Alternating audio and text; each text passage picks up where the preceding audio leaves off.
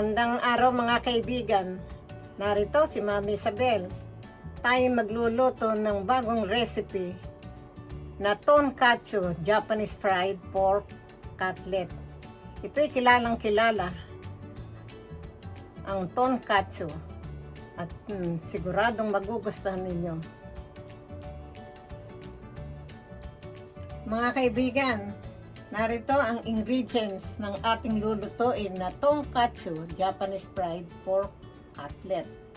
Narito ang ating flour, narito ang ating panko breadcrumbs, narito ang ating pork loin, ang ating itlog, at narito naman ang para sa ating sauce. Asukal, ketchup, Oyster sauce. oyster sauce, at Lea Perrins. Yung worcestershire sauce. Hirap sabihin. Mga kaibigan, tayo mag-uumpisa na magluto ng ating recipe na tonkatsu.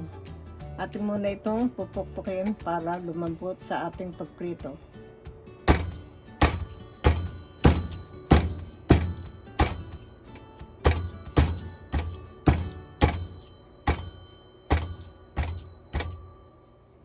Mga kaibigan, narito ang itlog.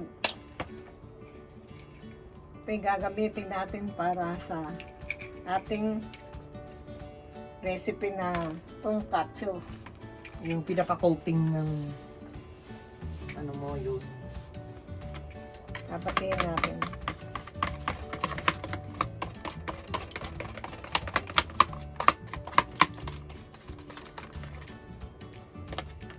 Mga kaibigan, tayo mag-uumpisa na ng ating coating.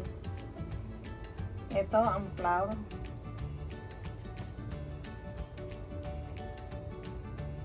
At ito, itlog natin.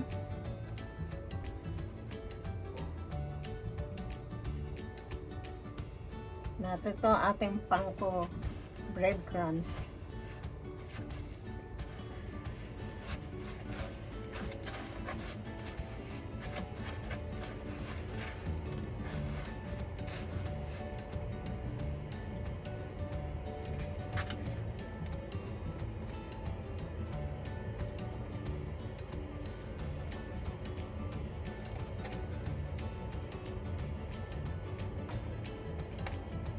Siguradong magugustuhan ito.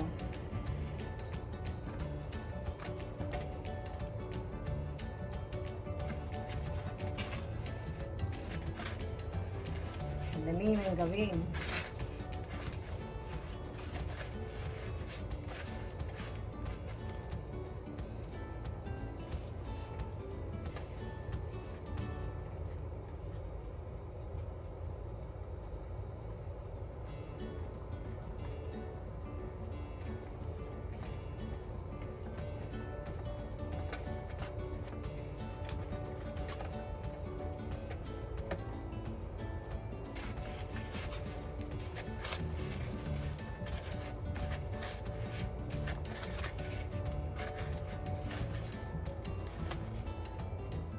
Mga kaibigan, tayo gagawa muna ng sauce.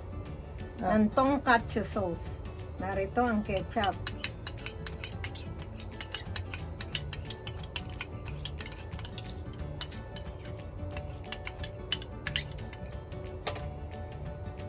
Narito ang ating Lea Perrins.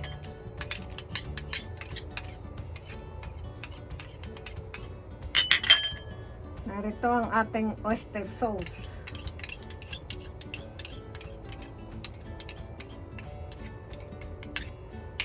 At narito ang ating asukal.